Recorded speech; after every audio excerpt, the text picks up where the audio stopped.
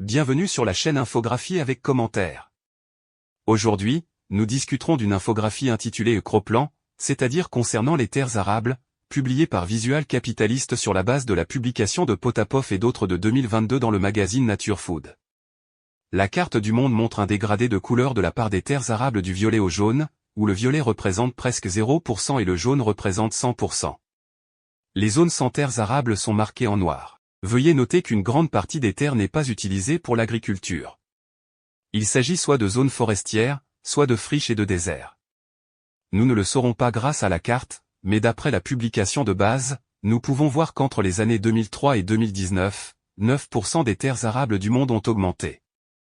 Les augmentations les plus importantes ont été enregistrées en Afrique, avec 34%, et en Amérique du Sud, avec 49%. Les autres continents ont conservé des superficies cultivées similaires au cours de ces 17 années.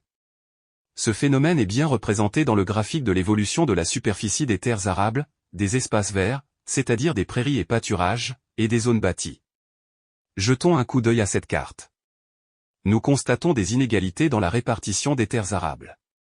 Il existe plusieurs grands centres agricoles dans le monde où la structure de développement est dominée par les terres arables, c'est-à-dire les terres où peuvent être cultivées des céréales, des plantes fourragères et des oléagineux. Dans d'autres régions, la part de ces terres est plus petite. La part des zones agricoles dans chaque pays est présentée sur la carte. Les zones agricoles dominent le paysage du Bangladesh, de l'Inde, de l'Ukraine, de la Moldavie et du Danemark. Hormis les pays mentionnés ci-dessus, l'Europe sans la Scandinavie est nettement plus verte que les autres continents, où les zones agricoles couvrent dans la plupart des pays entre 20 et 50%. Cependant, l'agriculture est conditionnée par des contraintes environnementales, telles que la topographie de la surface et le type de sol. Regardons donc les terres arables réparties dans les régions. On remarque plusieurs grandes régions du monde, le centre des États-Unis et les provinces centrales du Canada. Nord-est de l'Argentine. Inde, en particulier le nord de l'Inde. Ukraine, région du sud de la Russie et certaines parties du Kazakhstan, ceinture de solis de la meilleure qualité. Chine du Nord-Est. En Afrique, nord du Nigeria et sud du Niger. Et le centre du Soudan. En Australie, une ceinture le long des Dividing Mountains et des zones au sud de Perth. On pourrait également citer le Cambodge en Asie du Sud-Est. Enfin une surprise. Le continent le plus agricole s'avère être l'Europe, hors Scandinavie. La part des terres arables est ici la plus élevée proportionnellement à la superficie du territoire. Dans le même temps, l'agriculture moderne, mécanisée et intensive prévaut en Europe. L'intensification de l'agriculture en Europe est plus forte qu'en Amérique du Nord, même si certaines entreprises chimiques agricoles sont associées aux États-Unis, comme Monsanto, racheté il y a quelques années par l'allemand Bayer. Cette différence est due d'une part à la superficie, mais d'autre part à la culture agricole, qui est élevée en Europe. Jetons un coup d'œil au graphique de la consommation d'engrais par hectare. Ils sont plus utilisés dans l'Union européenne qu'aux États-Unis. Les pratiques agricoles, notamment l'utilisation de produits phytopharmaceutiques et d'engrais, sont un élément de cette culture.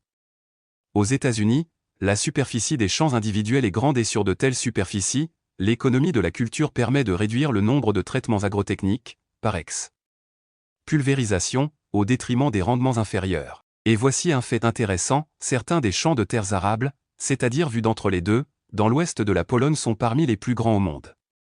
Vous pouvez parcourir le monde dans Google Earth pour l'observer et le comparer entre les pays. Maintenant, je vais dire quelque chose qui peut vous choquer, mais s'il vous plaît, analysez-le sans émotion. Les sols noirs et humifères fertiles de l'Ukraine et de la Russie peuvent non seulement produire plus de produits agricoles que les terres plus pauvres d'autres pays européens, mais aussi produire des aliments plus sains car ils ne nécessitent pas de doses d'engrais aussi élevées que les cultures d'autres pays européens. En d'autres termes, la production agricole en Ukraine et en Russie est peut-être non seulement très efficace, mais il est également plus facile d'y cultiver des cultures dites biologiques. Cela peut être vu dans le graphique présenté. Malgré une croissance intensive, l'Ukraine utilise 2 fois moins d'engrais par hectare qu'en France, en Allemagne et en Pologne. L'Ukraine joue dans le même championnat que l'Australie et l'Argentine. Demandez-vous quel pays peut produire des aliments plus sains. Les agriculteurs le savent, mais pas les consommateurs européens.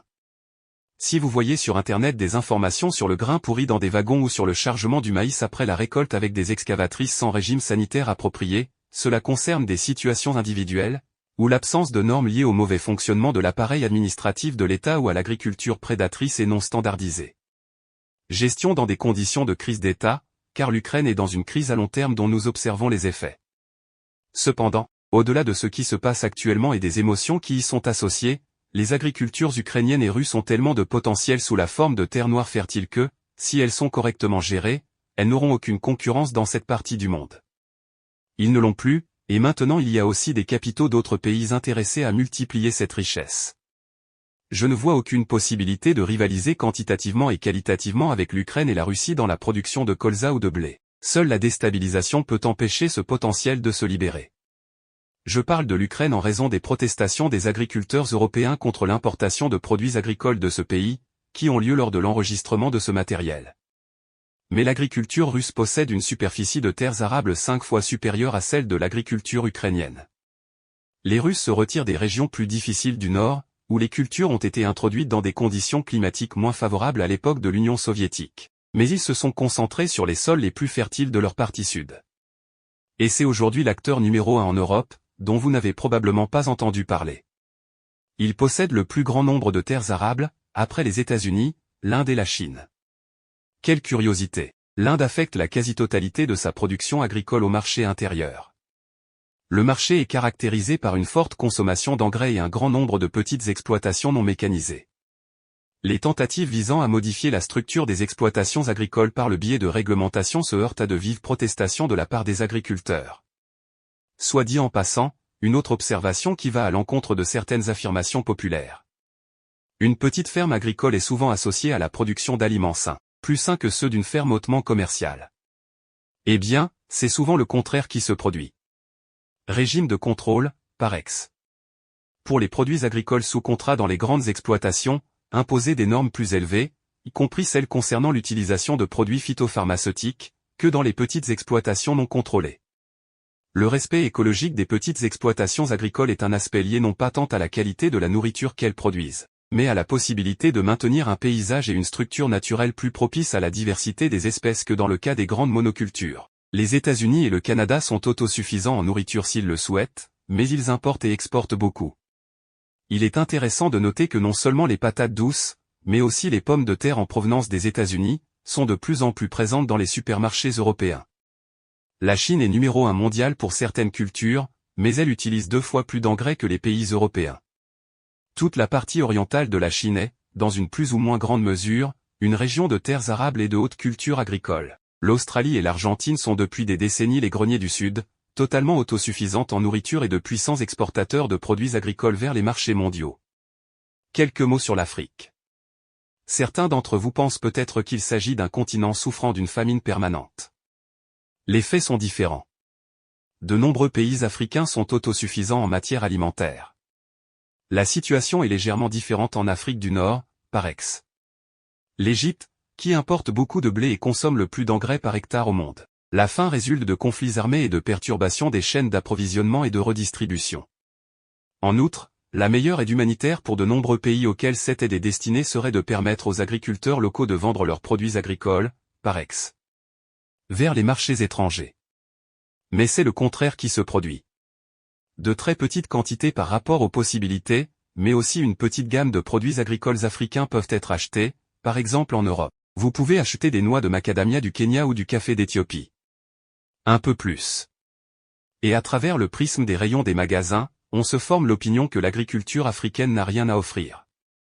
L'article qui constitue la base de l'infographie d'aujourd'hui indique que la plupart des pays africains sont actuellement à l'avant-garde des pays connaissant la plus forte augmentation de la superficie des terres arables et de la croissance de la productivité par habitant. Par exemple, en Angola, en République démocratique du Congo, en Zambie, au Mozambique et en Côte d'Ivoire, la superficie a augmenté de plus de 100% depuis 2003. Veuillez regarder ce graphique, l'Afrique a le taux de croissance des terres arables le plus élevé au monde. Dans le même temps, c'est en Afrique, hormis l'Égypte, que l'on utilise le moins d'engrais au monde. On parle beaucoup aujourd'hui d'agriculture durable. Je vais vous montrer un autre graphique montrant la superficie de terres arables par personne dans un pays donné. Les pays possédant la plus grande superficie de terres arables par habitant sont par exemple l'Australie, l'Argentine, la Russie et l'Ukraine. Ce sont les puissances mondiales d'exportation de céréales. Ils sont pleinement autosuffisants en nourriture et approvisionnent le monde.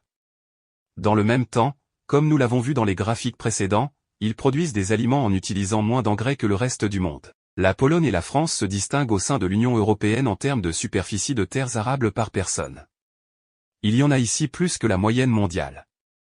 Et voici une autre découverte. En moyenne, l'Afrique possède la même quantité de terres arables par personne que le reste du monde. Dans une telle situation, le manque de terres arables ne peut être la cause de la faim et de la malnutrition. Si vous entendez parler de tels cas, leurs causes doivent être différentes. L'Allemagne, l'Inde et la Chine possèdent environ 2 fois plus de terres arables par habitant que la France et la Pologne, soit moins que la moyenne mondiale ou la moyenne africaine. Pourtant, nous n'entendons pas parler de famine en Allemagne. De cette liste, la terre la moins arable par personne se trouve aux Pays-Bas.